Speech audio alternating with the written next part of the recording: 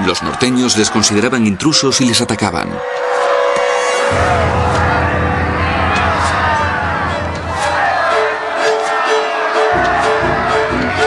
Entre los años 1069 y 1070, el gobierno de Guillermo sufrió sus mayores crisis con otras dos rebeliones en el norte de Inglaterra. La más seria estuvo respaldada por una invasión danesa dirigida por otro pretendiente al trono inglés, el rey Sweyn Estriksson de Dinamarca.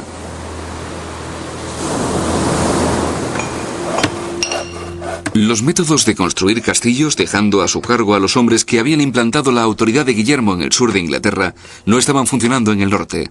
Se hizo necesario un cambio de táctica. Así que se quedó en York, una clara declaración de que el norte formaba parte de su reino tanto como cualquier otra parte. Desde esta base, dividió a su ejército y avanzó sobre el norte. Cada unidad perseguía a los rebeldes cada vez más alto en las montañas y asolaba el campo, arrasándolo todo a su paso. Guillermo tenía que asegurarse de que el norte no apoyaría más rebeliones en un futuro inmediato.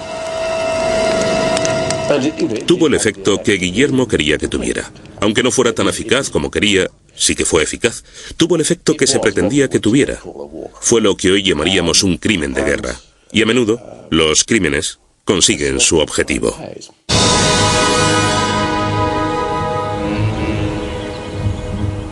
Fue un momento decisivo para Guillermo.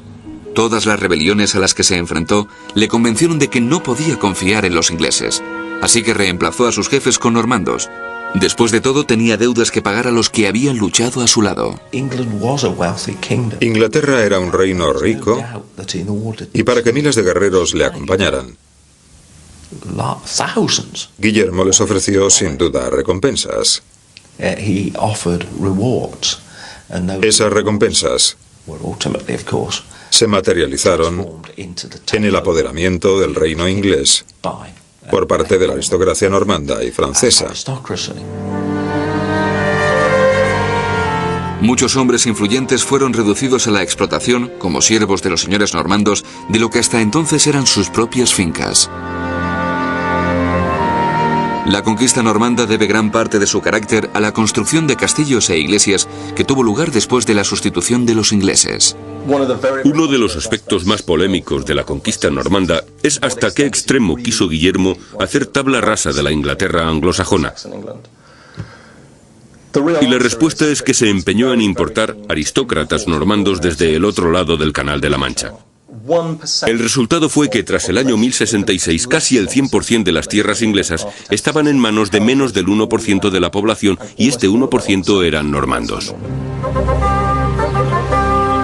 Unos 4.000 nobles anglosajones perdieron sus tierras a manos de un grupo de menos de 200 varones normandos. Los seguidores más fieles de Guillermo obtuvieron grandes propiedades por todo el país, cada una de ellas controlada por los castillos que construían, porque Guillermo sabía que unos pocos castillos estratégicamente situados, defendidos por pequeñas guarniciones, podían mantener a una nación entera bajo su poder. Se puede afirmar que una de las mayores transformaciones que se produjeron después del año 1066 fue que la figura del rey y la autoridad del rey en Inglaterra se vio alterada radicalmente. Antes de la llegada de Guillermo, el rey había sido alguien que dirigía un grupo muy poderoso de nobles y aristócratas, y eran esos aristócratas los que en realidad mandaban en el país.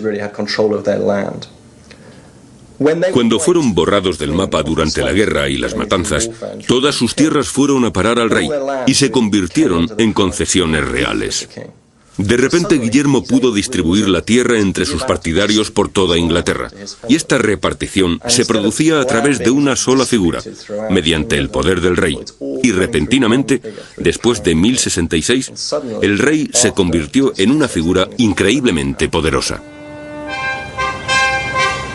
El castillo de Hedingham, en Essex, es uno de los mejores ejemplos de fortaleza normanda que permanecen en pie y tipifica el modo en que actuaba Guillermo. El señorío de Hedingham había pertenecido a un gran jefe sajón llamado Ulwin, pero Guillermo le quitó todas sus tierras y se las dio a uno de sus mejores soldados y de sus más importantes caballeros, Aubry de Vere. Estas medidas eran necesarias porque Guillermo aún tenía que pasar gran parte de su tiempo en Normandía, y en Inglaterra la amenaza de una revuelta anglosajona estaba siempre presente. Pero en 1072, con Inglaterra bajo su control y las fronteras con Escocia y Gales pacificadas, pudo regresar a Normandía de modo casi permanente. En los últimos 15 años de su vida estuvo en Normandía más a menudo que en Inglaterra, e incluso hubo un periodo de 5 años en el que nunca visitó el reino. Se llevó con él a Normandía todos sus varones anglonormandos y dejó el gobierno de Inglaterra en manos de los obispos, confiando especialmente en su viejo amigo Lanfranc, al que había hecho arzobispo de Canterbury.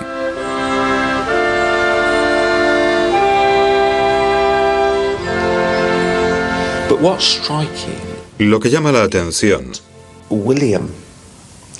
es que Guillermo, según narra la crónica anglosajona, fue considerado como un hombre que mantuvo la justicia, que fue más fuerte que cualquiera de los reyes ingleses anteriores, y que gracias a él la gente podía viajar con seguridad por todo el reino sin que la robaran. Instauró la ley y el orden. Eso es lo que nos cuentan. Y esas cualidades les bastaban a algunos seres humanos para dominar su mundo, incluso si no estaban presentes físicamente. Guillermo solo volvía a Inglaterra cuando era estrictamente necesario. En 1075, por ejemplo, volvió para aplastar la rebelión de Roger, conde de Hereford, y Ralph, conde de Norfolk, que resultó especialmente peligrosa al contar con el apoyo de la flota danesa.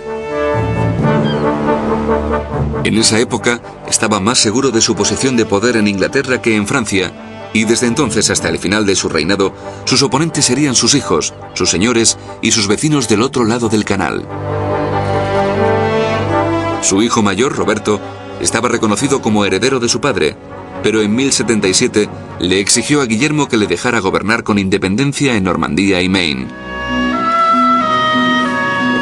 Recibió muchos apoyos, y el rey de Francia vio la oportunidad de desequilibrar a Guillermo.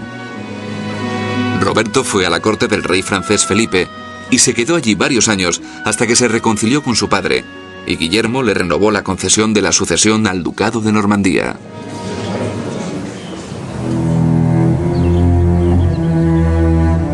Pero poco después ocurrió una tragedia para Guillermo. El 2 de noviembre de 1083 muere su querida esposa Matilda, que es enterrada en su abadía de la Trinité en Caen. Dicen que Guillermo nunca se consoló de su muerte, lloró durante días y se abstuvo del sexo desde entonces.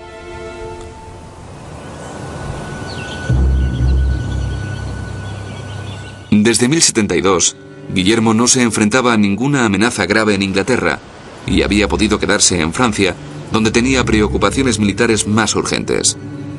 Su política de construcción de castillos y de entrega de tierras a los señores normandos había dado su fruto. Pero fue entonces cuando apareció una nueva amenaza para su reino, que venía de parte de los enemigos más antiguos de Inglaterra, los daneses. Cuando se enteró de la amenaza de invasión en 1085, Guillermo cruzó el canal con lo que se describe en las crónicas anglonormandas como un ejército de hombres a caballo e infantería mayor que cualquiera de los que habían llegado antes al país. La invasión nunca tuvo lugar, así que los preparativos de Guillermo resultaron innecesarios. Pero fueron los acontecimientos de ese año los que contribuyeron a la creación del libro de Domesday, uno de los documentos más importantes en la historia inglesa. Guillermo quería saber exactamente con cuántos recursos contaba el reino para poder cobrar impuestos y recaudar fondos destinados a la vital tarea de defender el reino de posibles ataques. El gran archivo producto de esta idea es de importancia capital para la comprensión de cómo organizaba y gobernaba Guillermo su reino. Es el documento sobre la sociedad medieval más importante que existe en el mundo. Domesday fue un registro que Guillermo diseñó para poder explotar Inglaterra al máximo, hasta la médula. Se preguntó cómo podría extraer del país los mayores recursos financieros, cómo podría explotarlo al máximo. Así que se fijó en todas las propiedades del país. Y desde una perspectiva histórica, Domesday nos narra detalladamente lo que ocurría en el país en la época de la conquista y lo que había ocurrido antes. Domesday fue el estudio más extenso y de más amplio alcance que se ha llevado nunca a cabo. Guillermo envió a sus hombres por todo el país para averiguar exactamente cuántos habitantes había y lo que poseían. No quedó ni un solo animal sin contabilizar. Gracias al libro de Domesday, podemos conocer más acerca de la sociedad inglesa del siglo XI de lo que sabemos de cualquier sociedad de tamaño comparable en el mundo con anterioridad. Es una afirmación extraordinaria, pero cierta. Guillermo dejó Inglaterra por última vez en otoño de 1086. De regreso a Francia, el control de la región de Vexin era la última causa de tensión entre Guillermo y el rey de Francia. La región en cuestión era la zona entre la Normandía central y los dominios reales alrededor de París. Ambas partes intentaban ampliar al máximo sus fronteras a costa del otro, y el rey francés empezó a lanzar ataques contra los normandos. Guillermo se defendió y sus tropas penetraron en el Vexin. En julio de 1087 se dirigió a la ciudad de Nantes y la redujo a cenizas.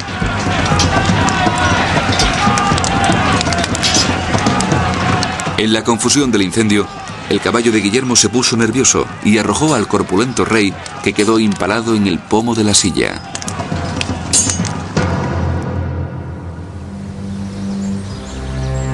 Guillermo fue trasladado a su capital, Rouen, donde permaneció enfermo todo el mes de agosto. Se dice que en su lecho de muerte hizo muchas donaciones a la iglesia y liberó a sus prisioneros. Pero lo principal que tuvo que hacer fue ocuparse de su sucesión. Entre el 7 y el 8 de septiembre, cedió el control de Normandía a su rebelde hijo Roberto. Le dio Inglaterra a su segundo hijo, Guillermo Rufo, que le sucedió como rey Guillermo II de Inglaterra.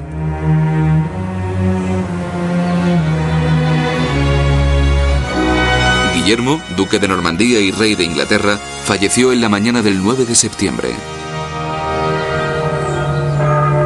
Su último deseo fue ser enterrado en su adorado Caen en la Abadía de los Hombres, y allí fue llevado a descansar en paz.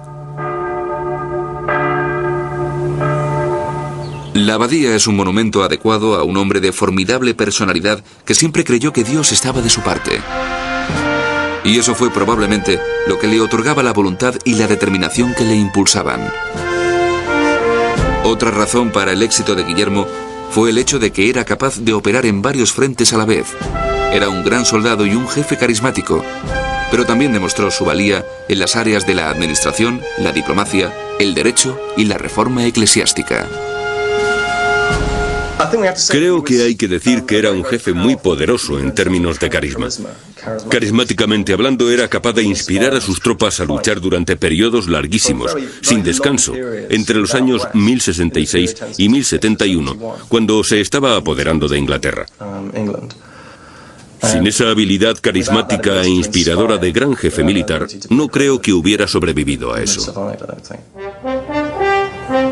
Se tomaba muy en serio el ideal contemporáneo de que un gobernante debía mantener la paz en sus tierras, administrar la justicia con firmeza, castigar con dureza y proteger a la Iglesia. Tiene una gran reputación por su firmeza, determinación y justicia. Una reputación notable, poco habitual en un monarca medieval, por su fidelidad conyugal. No tuvo ningún hijo bastardo, algo que le hace único entre los reyes ingleses. Se fijaba mucho en los detalles y planeaba con atención todo lo que emprendía. Preparaba muy bien el terreno. Sus defectos, sobre los que llamaron la atención quienes escribieron sobre él tras su muerte, fueron la avaricia y la crueldad. Cobraba unos impuestos altísimos, probablemente de modo innecesario. Y es cierto que llevó a cabo un buen número de actos crueles, incluso para las convenciones de una época violenta. Pero fueron estas características, muchas de ellas extremadamente desagradables, las que le convirtieron en el gran gobernante que fue. Su reinado en Normandía antes de 1066 había sido un gran éxito, pero fue su victoria en la batalla de Hastings la que le convierte en una de las figuras más importantes de la historia. La conquista normanda fue un acontecimiento de inmensa magnitud política, social y económica. Implantó una nueva dinastía real, una nueva aristocracia, una nueva iglesia y un nuevo arte y arquitectura. Su legado puede juzgarse de varias formas distintas. Si nos fijamos en Inglaterra, podemos apreciar cambios significativos en el idioma, los topónimos, las familias. La gente todavía puede buscar sus antepasados hasta la época de la conquista normanda. Guillermo alteró la naturaleza del pueblo inglés, de su aristocracia, de la nación. Ese es el legado que perdura. Hasta hoy en día, castillos como la Torre Blanca son símbolos imperecederos de la conquista normanda.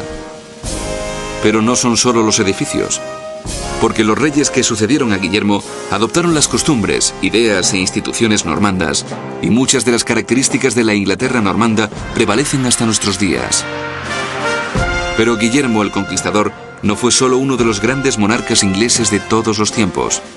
Fue también un gran jefe francés. Cuando sucedió a su padre como duque de Normandía, el país era un rompecabezas de señores feudales en guerra, que él consiguió unificar. Y al casarse con una princesa de Flandes, y luego crear un reino anglo-normando que duraría otros 150 años después de su muerte, se convirtió en uno de los primeros auténticos europeos.